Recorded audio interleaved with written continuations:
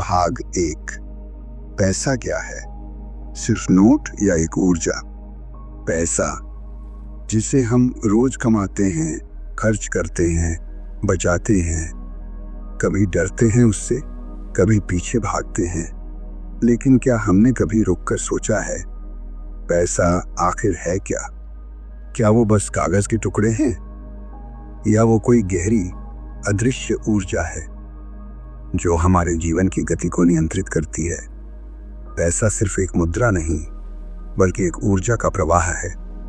जैसे हवा बहती है, जैसे पानी रुकता है, चलता है, सूखता है या बरसता है, वैसे ही पैसा भी आपके जीवन में आता है, जाता है, रुकता है।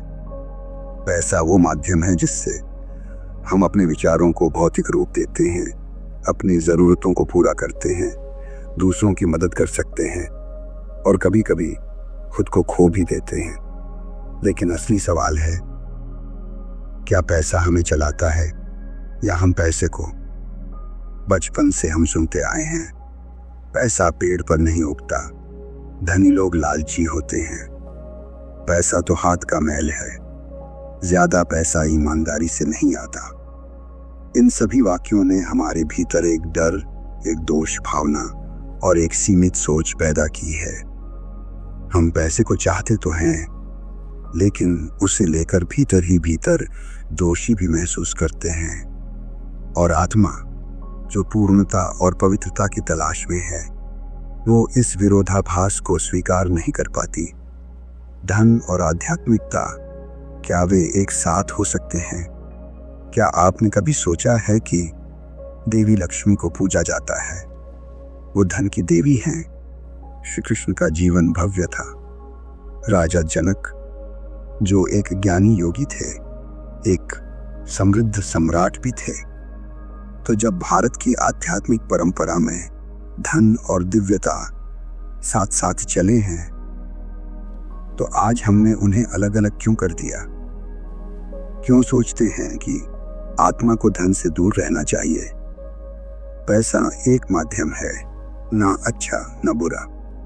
यह केवल उस ऊर्जा को बढ़ाता है जो आपके भीतर पहले से है।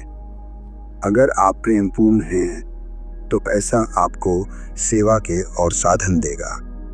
अगर आप लालची हैं, तो पैसा लालच को बढ़ा देगा। इसलिए पैसा आपका विस्तार है, आपका प्रतिबिंब है।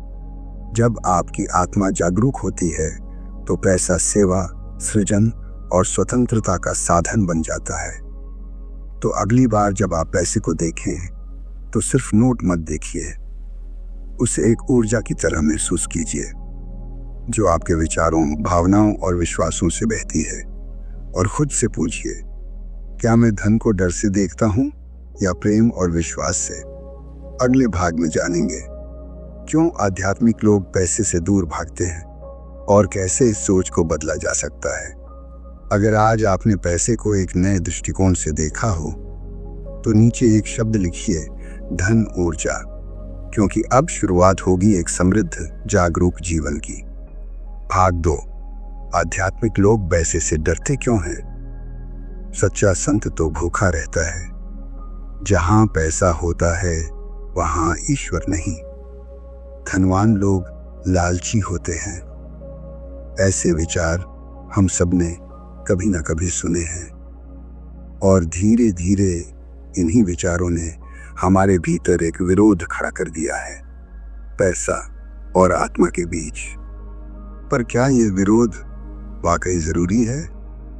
वेद, बाइबल, कुरान, उपनिषद, इनमें से किसी भी गहरे ग्रंथ ने धन को शत्रु नहीं बताया, बल्कि अत्यधिक आसक्ति और मोह को चेतावनी दी है। पर समय के साथ धर्म को चलाने वालों ने धन से दूरी को ही पवित्रता की पहचान बना दी। जिसने सादा वस्त्र पहने, झोला उठाया, भूखा रहा, उसे संत कहा गया। जिसने समृद्ध जीवन जिया, उसे भौतिकवादी और आत्मा से दूर माना गया। एक साधक जब आध्यात्मिक पथ पर चलता है, तो उसके भीतर एक सवाल उठता है, क्या मुझे धन से दूर हो जाना चाहिए? वह सोचता है, अगर मैं पैसे की बात करता हूं, तो लोग मुझे लालची समझेंगे। अगर मैं समृद्ध बन गया तो क्या मेरी साधना कमजोर हो जाएगी? इसी सोच के कारण बहुत से ऊर्जावान आत्मिक लोग धन से दूरी बना लेते हैं और धीरे धीरे खुद भी अभाव की मानसिकता में जीने लगते हैं। अभाव का अभाव सिर्फ बाहरी गरीबी नहीं है, वह एक चेतन अवस्था है जहां हम मान बैठते हैं कि मैं इसके लायक नहीं हूं, मैं आध्यात्मिक हूं, मुझे कम में संतोष करना चाहिए। धन पवित्रता के विरुद्ध है, पर सच्चाई क्या है? सच्चाई यह है कि धन एक तटस्थ ऊर्जा है। वो आपके भीतर जो है उसे बढ़ाता है। अगर आप प्रेमपूर्ण हैं तो पैसा आपको और दात्री बना देगा। अगर आप डर से भरे हैं तो पैसा आपको और संकुचित बना देगा। प्राचीन भारत में धन को लक्ष्मी कहा गया, कमल पर बैठी चेतन देवी माना गया और कहा गया यत्र नार्यस्तु पूज्यन्ते रमन्ते तत्र देवता, यानी जहां स्त्री और समृद्धि का सम्मान होता है वहीं देवता निवास करते हैं। धन का सच्चा सम्मान तभी संभव है जब हम उसे पवित्र, सहयोगी और आत्मिक साधन के रूप में देखें। पैसा और आत्मा विरोध नहीं, बल्कि एक अद्भुत संतुलन है। जब आत्मा जागरूक होती है तो पैसा सेवा का, स्वतंत्रता का और सृजन का माध्यम बनता है। और जब पैसा आता है तो आत्मा को अपने प्रकाश को औरों तक पहुंचाने की शक्ति मिलती है। क्यों पैसा हमारे पास आता नहीं और हम खुद उसे रोक देते हैं? ब्लॉकेज, डर और दोष भावना का रहस्य खुलने वाला है। अगर आज आपने महसूस किया कि आध्यात्मिकता और धन एक साथ संभव है, तो नीचे लिखिए मैं समृद्ध आत्मा हूं, क्योंकि अब शुरू हो रही है एक नए युग की साधना जहां आत्मा और समृद्धि साथ चलेंगे।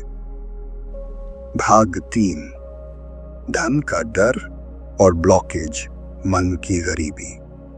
आप मेहनत करते हैं, नीयत भी साफ है, लेकिन फिर भी पैसे का प्रवाह आपके जीवन में रुक रुक कर आता है। कभी अचानक पैसा आता है और फिर गायब हो जाता है। कभी कभी पैसा पास होते हुए भी लगता है जैसे कुछ अंदर से रोक रहा है। तो सवाल उठता है, क्या कोई बाहरी बाधा है या कोई अंदर की दीवार? हमारे अवचेतन मन में कई अदृश्य विश्वास, सबकॉन्शियस बिलीफ्स छुपे होते हैं जो तय करते हैं कि पैसा हमारे पास कितना आएगा और कितनी देर रुकेगा। उदाहरण के लिए, पैसा मेहनत से ही आता है और बहुत कठिन है। पैसे वाले लोग अच्छे नहीं होते, मैं इसके लायक नहीं हूं, अगर पैसा आया तो खो जाएगा। ये विश्वास भीतर से ऐसा संदेश देते हैं, मुझे ज्यादा मत दो, मैं नहीं संभाल पाऊंगा। और ब्रह्मांड उस संदेश को सुनता है। हमारे पैसे को लेकर 80% विचार बचपन से बनते हैं। माँ बाप की बातें, स्कूल में मिली सीख, समाज की सोच। अगर आपने सुना हम अमीर नहीं हैं, हमें छोटे सपने देखने चाहिए, पैसा मांगना शर्म की बात है, बचपन से तंगी में जीना ही हमारी किस्मत है, तो ये विचार आज भी आपकी ऊर्जा को बांध कर रखे हुए हैं। कई बार जब किसी साधारण व्यक्ति को अचानक बहुत सारा पैसा मिल जाता है, लॉटरी, विरासत या बिजनेस में सफलता से, तो कुछ ही समय में वो पैसा गायब हो जाता है। क्यों? क्योंकि उनका आंतरिक थर्मोस्टेट कहता है, मैं इतनी समृद्धि के लायक नहीं हूं। जब तक भीतर का सिस्टम बदलता नहीं, बाहर की कोई भी कमाई टिकती नहीं। बहुत से लोग पैसे को लेकर गिल्ट महसूस करते हैं। अगर वे समृद्ध हो जाएं तो सोचते हैं, दूसरे तो तकलीफ में हैं, मैं क्यों आनंद लूं? कहीं कोई जज ना कर दे कि मैं लालची हूं। क्या ईश्वर नाराज हो जाएगा? पर ये सब सोचें आत्मिक सत्य से अलग है। पैसा तभी आता है जब आप उसे स्वीकार करते हैं, डर और शर्म से नहीं, विश्वास और प्रेम से।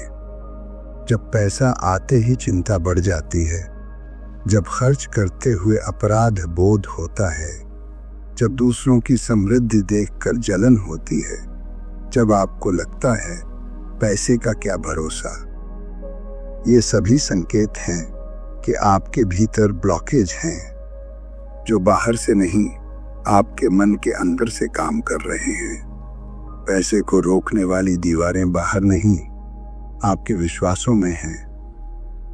जब आप इन विश्वासों को देखते हैं, स्वीकार करते हैं और बदलते हैं, तो पैसा स्वतः एक प्रवाह बनकर जीवन में आने लगता है। अगले भाग में जानेंगे, क्या आत्मा भी धन चाहती है? क्या समृद्धि सिर्फ मन की इच्छा है या आत्मा की भी जरूरत?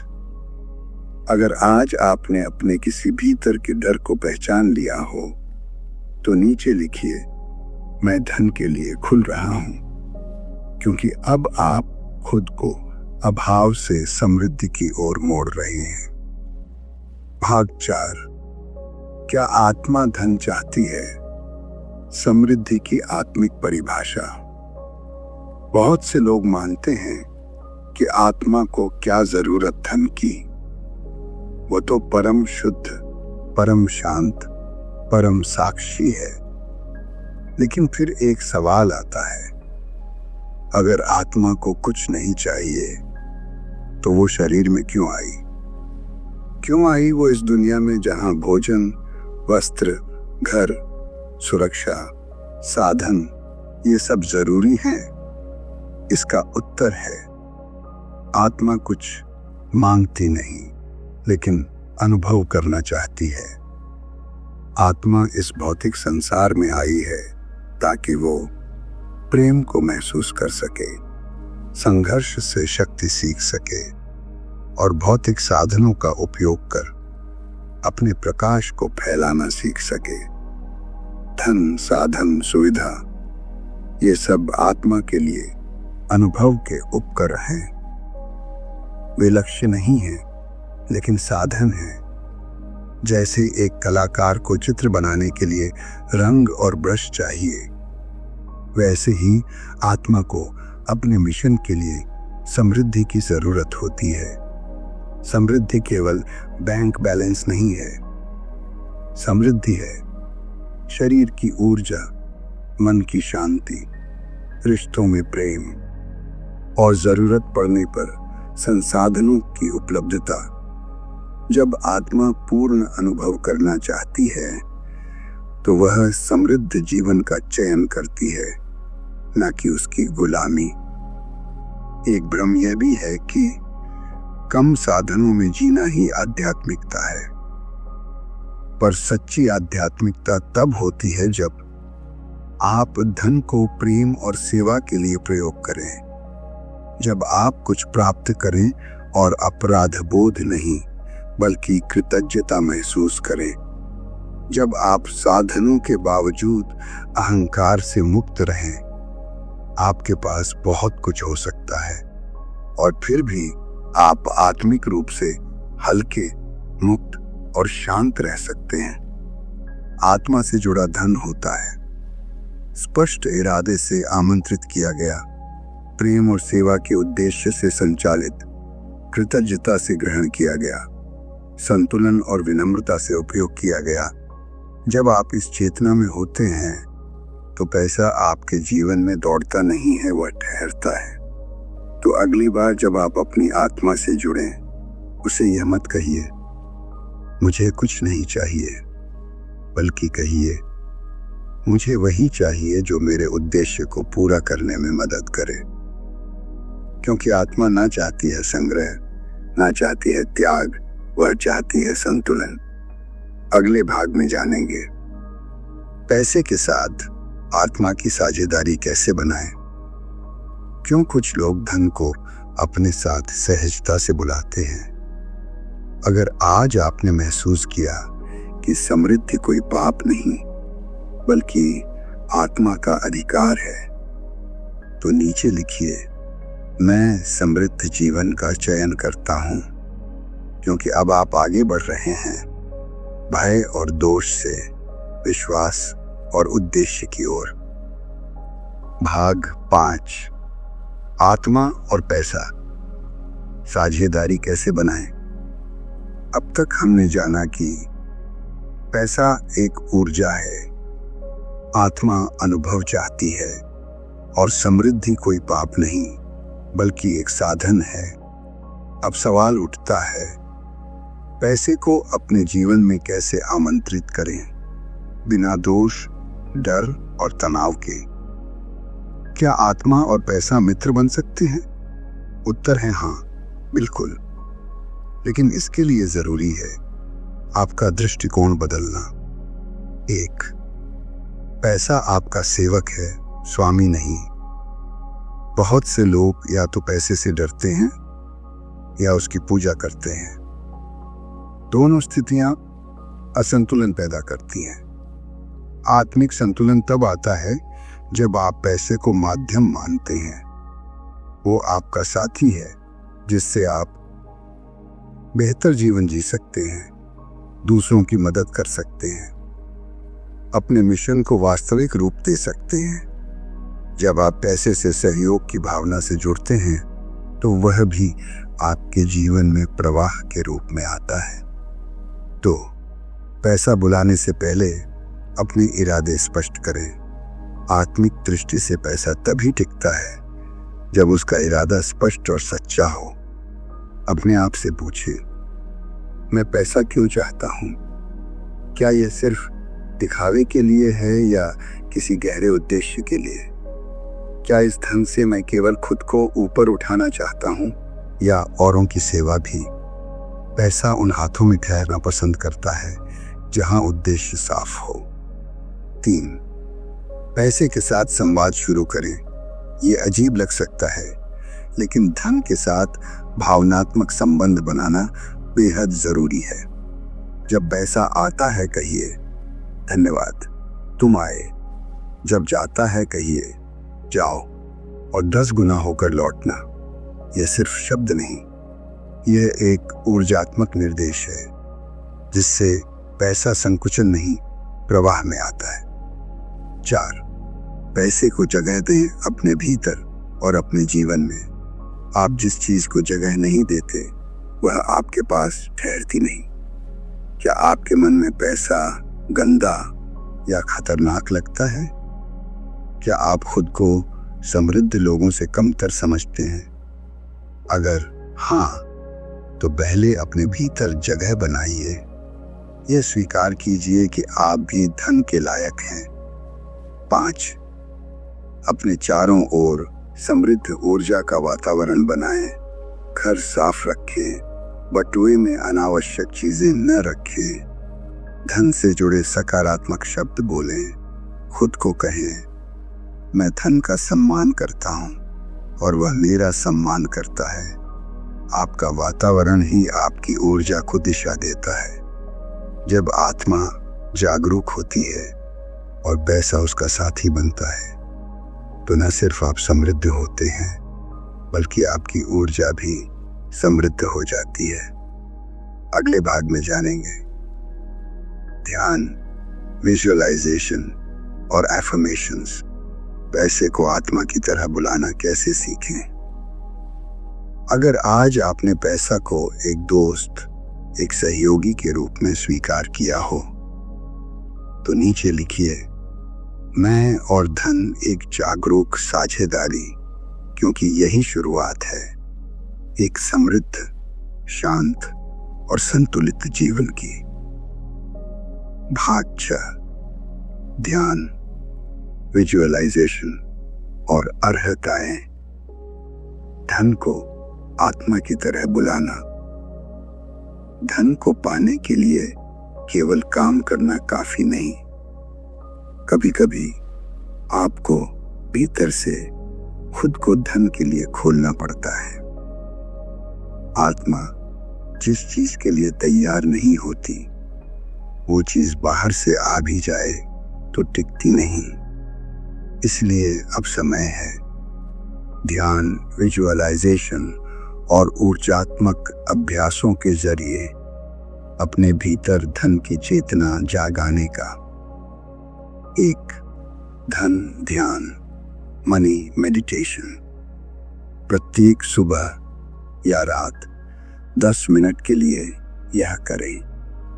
आंखें बंद करें, पीठ सीधी रखें, अपनी सांसों पर ध्यान दें, गहरी सांस लें, धीरे छोड़ें। अब कल्पना करें, आपके सिर के ऊपर से एक स्वर्णिम ऊर्जा उतर रही है जो आपके पूरे शरीर में प्रवाहित हो रही है और कह रही है, मैं ऊर्जा हूं, मैं प्रवाह हूं, मैं समृद्धि हूं। हर सांस के साथ उस ऊर्जा को अपने भीतर महसूस करें। अंत में बस कहें, धन्य हूं, समृद्ध हूं, तैयार हूं। यह ध्यान धन की ऊर्जा को आमंत्रित करता है, बिना किसी डर, तनाव या लालच के। 2.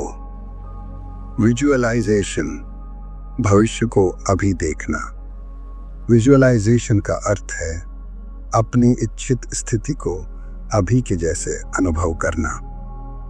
प्रत्येक दिन 5 मिनट दें, आंखें बंद करें, कल्पना करें कि आपके पास पर्याप्त धन है, आप शांति से जी रहे हैं, दूसरों की मदद कर रहे हैं, आपकी जरूरतें पूरी हैं और दिल कृतज्ञता से भरा है। भावनाओं के साथ इस दृश्य को देखें जैसे कि वो अभी सच है। क्यों? क्योंकि ब्रह्मांड भावनाओं की भाषा सुनता है, तथ्यों की नहीं। 3. अफर्मेशंस, शब्द जो ऊर्जा बनते हैं। आप जैसा खुद से कहते हैं वही आपकी ऊर्जा बन जाती है। रोज सुबह और रात 3-5 बार ये वाक्य दोहराएं। मैं धन को प्रेम से आमंत्रित करता हूँ, मैं कृतज्ञ हूँ क्योंकि मैं समृद्ध हूँ। पैसा मेरे लिए सेवा और स्वतंत्रता का साधन है। मैं देने और पाने दोनों में संतुलन में हूँ। धीरे धीरे ये शब्द विश्वास बन जाते हैं और विश्वास बदलते हैं वास्तविकता। 4. गिविंग रिसीविंग ऊर्जा का संतुलन। धन सिर्फ लेने का नहीं, देने का भी खेल है। जब आप किसी को प्रेम पूर्वक देते हैं, चाहे पैसा, समय या सहयोग, आप ब्रह्मांड को एक संदेश भेजते हैं, मेरे पास है, मैं देने योग्य हूँ।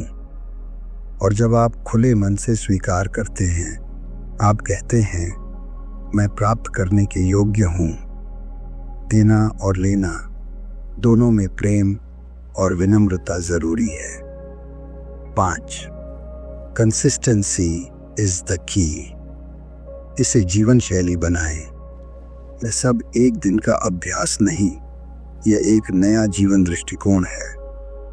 आप जो सोचते हैं, जो बोलते हैं, जो महसूस करते हैं, वही आपके चारों ओर की ऊर्जा रचना करते हैं। इसलिए रोज थोड़ा थोड़ा करके अपने भीतर धन की स्वीकृति और समर्पण को विकसित करें। पैसा कोई जादू से नहीं आता, वह आता है आपकी ऊर्जा की भाषा सुनकर। जब आप उसे प्रेम से बुलाते हैं और आत्मा के उद्देश्य से जोड़ते हैं, तो वह आता है और रुकता भी है। अगले और अंतिम भाग में जानेंगे, समापन, समृद्ध आत्मा, जागरूक जीवन। कैसे धन और आत्मा मिलकर एक संपूर्ण जीवन रचते हैं। अगर आज आपने खुद से कोई नया वादा किया हो तो नीचे लिखिए, मैं ऊर्जा से धन रच रहा हूं, क्योंकि अब आप पैसे को नहीं खोज रहे, पैसा आपको खोज रहा है। भाग 7, समापन, समृद्ध आत्मा, जागरूक जीवन। अब तक आपने सुना, धन क्या है, आत्मा क्या चाहती है, क्या हमें धन से डरना चाहिए और कैसे हम अपनी ऊर्जा से पैसा आमंत्रित कर सकते हैं। लेकिन अब सवाल उठता है, क्या इन सब का कोई स्थायी परिणाम है? क्या हम वाकई एक ऐसा जीवन जी सकते हैं जिसमें आत्मा और पैसा साथ साथ चलें? उत्तर है हाँ, लेकिन तब जब आप जागरूकता को अपनी धड़कन बना लें। 1. समृद्धि का अर्थ बदलना होगा। समृद्धि का मतलब सिर्फ बड़ी कार, बड़ा घर या बैंक बैलेंस नहीं है। समृद्धि का मतलब है बिना डर के जीना, अपने उद्देश्य के अनुसार चलना, देना और लेना दोनों में खुशी महसूस करना, और अपने चारों ओर ऐसी ऊर्जा बनाना जो सपनों को वास्तविकता में बदल दे। जब आपकी आत्मा और मन एक दिशा में होते हैं तो पैसा भी उस दिशा में बहने लगता है। 2. धन के साथ संबंध सम्मान का, डर का नहीं। धन को सम्मान दीजिए जैसे आप किसी बुजुर्ग का करते हैं, न भय से न चिपकाव से, क्योंकि पैसा आता है वहां जहां उसका स्वागत प्रेम और जिम्मेदारी से होता है। अगर आप धन को सिर्फ बचाकर रखते हैं या सिर्फ खर्च करते हैं या कभी उसे साफ मानते ही नहीं, तो वह आपके जीवन में टिकता नहीं। पैसे से संवाद कीजिए, उससे डरिए नहीं, उसे दिशा दीजिए। 3. आत्मा का मिशन और धन का उद्देश्य एक करिए। धन केवल आपको सुविधा देने नहीं आया है, वह आपको सेवा के योग्य बनाने आया है। आपके पास पैसा हो तो आप सिर्फ खुद को नहीं, दूसरों को भी ऊपर उठा सकते हैं। अगर आप कलाकार हैं तो आप अपने टैलेंट को दुनिया तक पहुंचा सकते हैं। अगर आप हीलर, शिक्षक या साधक हैं तो आप अपने संदेश को बड़े पैमाने पर साझा कर सकते हैं।